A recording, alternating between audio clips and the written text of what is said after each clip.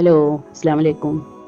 ഇന്ന് നമ്മുടെ മക്കളും ഹസ്ബൻഡൊക്കെ പുറത്ത് പോയി വരുമ്പോഴും നമ്മുടെ വീട്ടിൽ ഗസ്റ്റുകളൊക്കെ വരുമ്പോഴും ചിരിച്ചുകൊണ്ട് ചായ കൊടുക്കാൻ പറ്റിയ ഒരു സ്നാക്സാണ് ഞാൻ ഇന്നിവിടെ ഉണ്ടാക്കാൻ പോകുന്നത്. പറയുമ്പോൾ തന്നെ ചിരി വരുന്നു. ഒരു പാൻ അടുപ്പത്ത് വെച്ച് അതിലേക്ക് എണ്ണ ഒഴിച്ച് കൊടുക്കുക. അതിനുശേഷം 2 വലിയ ഉള്ളിയാണ് ഞാൻ എടുത്തിട്ടുള്ളത്. സ്വല്പം ഉപ്പ് ചേർത്ത് ഉള്ളി നന്നായി വഴറ്റിയെടുക്കുക.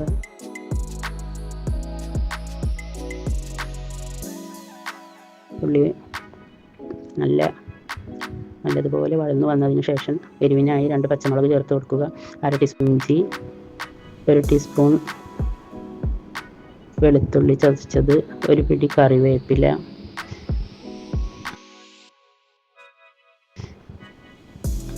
1 ടീസ്പൂൺ മുളക് പൊടി,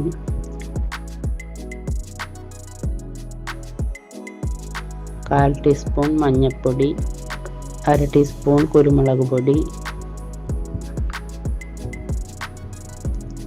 1/2 ടീസ്പൂൺ ഗരം മസാല, 1 ടീസ്പൂൺ മല്ലിപ്പൊടി, 1 പിടി മല്ലിച്ചപ്പ്. ഇവ നന്നായി യോജിപ്പിച്ചെടുക്കുക.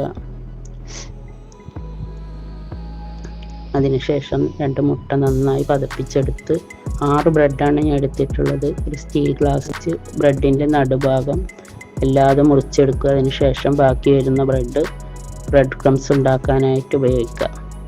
2 ബ്രെഡ് കൂട്ടി യോജിപ്പിച്ച് മുട്ടയിൽ മുക്കി അതേപോലെ ബ്രെഡ് പൊടിയിലും മുക്കി കൊടുക്കുക.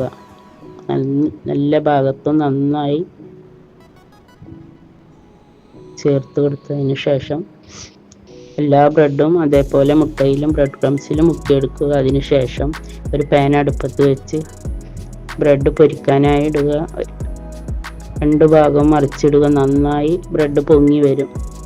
എല്ലാ ബ്രെഡും ഇതേപോലെ പൊരിച്ച് കോരിയെടുക്കുക.